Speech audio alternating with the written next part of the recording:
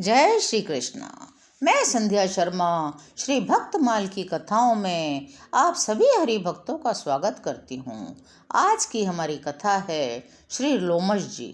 ये चिरंजीवी महर्षि हैं। शरीर पर बहुत से रोम होने के कारण इनको लोमश भी कहते हैं।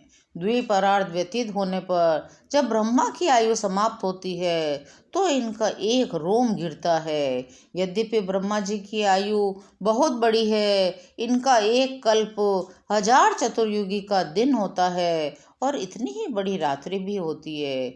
इस प्रकार 30 दिन का महीना और 12 महीने के साल के हिसाब से ब्रह्मा जी की 100 बरस की आयु है। लेकिन श्री रोमश जी की दृष्टि में तो मानो रोज रोज ब्रह्मा जी मरते ही रहते हैं। एक बार तो इन्होंने अपनी दीर्घायुष्ता से अकुलाकर भगवान से मृत्यु का वरदान मांग लिया। प्रभु ने उत्तर दिया कि यदि जल ब्रह्म की अथवा ब्राह्मण की निंदा करो तो उस महापातक से आप भले ही मर सकते हो, अन्यथा आपके यहाँ काल की दाल गलने वाली नहीं है।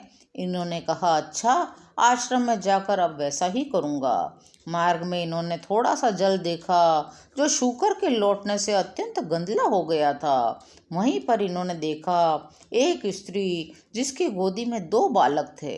पहले एक बालक को स्तनपान कराकर फिर अपना स्तन धोकर दूसरे बालक को स्तन पिला रही थी। श्री लोमश जी ने इसका कारण पूछा तो उसने कहा, यह एक पुत्र तो ब्राह्मण के तेज से है, दूसरा नीच जाति के मेरे पति से जन्मा है। अतः मैंने ब्राह्मण से पैदा हुए बालक को धोए हुए स्तन का दूध पिलाया है। श्री रोमश जी का नियम था, वह नित्य ब्राह्मण का चरणोदक लेते थे। आज उन्होंने अभी नहीं लिया था। दूसरा जल और दूसरा ब्राह्मण मिला नहीं, अतः उन्होंने उसी जल से ब्रह्म वीर्य से उत्पन्न उसी बालक का चरणामृत ले लिया। उसी समय प्रभु प्रकट हो गए। बोले, तुमने जब ऐसे जल को भी आदर दिया, ऐसे ब्राह्मण के चरण रोज की भी भक्ति की, तो तुम भला जल के यह ब्राह्मण के निंदक कब हो सकते हो? मैं तुमसे अति प्रसन्न हूँ, आशीर्वाद देता हूँ। ब्राह्मणों के प्रसाद से तुम चिरंजीव ही बने रहोगे। लोमश जी इतने दीर्घायु होकर भी शरीर की क्षण भंगुरता का निरंतर अनुसंधान करते हुए सर्वथा अपरिग्रह पूर्वक सदा सर्वदा हरि चिंतन में तल्लीन रहते थे। ब्रह्म वैवर्त पुराण में एक कथा आती है कि एक बार देवराज इंद्र ने अपने को अमर मानकर एक बड़ा विशाल महल बनवाना प्रारंभ किया।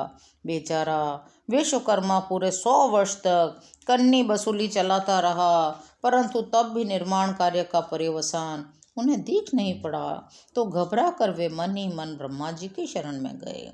ब्रह्मा जी ने भगवान से प्रार्थना की। भगवान ने एक ब्राह्मण बालक का रूप धारण किया और इंद्र के पास गए और पूछा, देवेंद्र, आपके इस निर्माण कार्य में कितने विश्वकर्मा लगे हैं?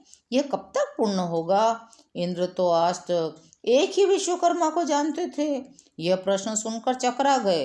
क्या विश्वकर्मा भी कई हैं? तब बालक रूपधारी भगवान ने इंद्र से सृष्टि का अनंत वर्णन करते हुए नीचे जाते हुए 200 गज लंबे चौड़े चींटों के समुदाय की ओर उनका ध्यान आकृष्ट किया और कहा, ये सब पहले कभी इंद्र हो चुके हैं, पुण्यशीन होने पर अब इस गति को प्राप्त हैं। इंद्र के पांव के नीचे से जमीन खिसक गई। भगवान यह कह ही रहे थे कि महर्षि लोमश भी सिर पर चटाई रखे वहां आ पहुंचे। वस्तु तो भगवान ने ही उनका स्मरण किया था। इंद्र ने लोमश ऋषि का यथोचित सत्कार किया। तदनंतर भगवान ने जब मुनि से सिर पर चटाई रखने और वक्ष स्थल पर के रोम को रिक्त स्थान देखकर रहस्य को जानने की इच्छा करी तो मुनि लोमश ने बताया, जीवन क्षण भंगुर है। इस थोड़ी सी आयु के लिए संग्रह, परिग्रह तथा कुटिया आदि बनाने की कौन खटपट करे? यह चटाई मुझे पर्याप्त छाया दे देती है। मैंने अपनी आंखों से न जाने कितने इंद्र का और कितने ब्रह्मा का विनाश देखा है। इनकी मृत्यु पर मेरा एक रोम गिर जाता है। यही विचार कर मैं समस्त जगत प्रपंच से मुंह मोड़कर भगवान नाम का सहारा लेकर पर्यटन करता रहता हूँ। इंद्र को अपनी भूल समझ में आ गई। उन्होंने निर्माण कार्य बंद करा दिया। एक बार श्री लोमश जी ने श्री नारद जी से पूछा, आप कहाँ से आ रहे हैं? श्री नारद जी ने कहा, मैं नित्य प्रति भगवान श्री राम का दर्शन करने श्री अयोध्या जाता हूँ। श्री लोमश जी काक भुसुंडी जी की तरह श्री नारद जी को भी ब्रह्म ज्ञान का उपदेश करने लगे। श्री नारद जी को यह उपदेश नहीं रुचा, भगवान से शिकायत की। तब भगवान ने इन्हें भी श्री मार्कंडेय जी की तरह माया का दर्शन कराया।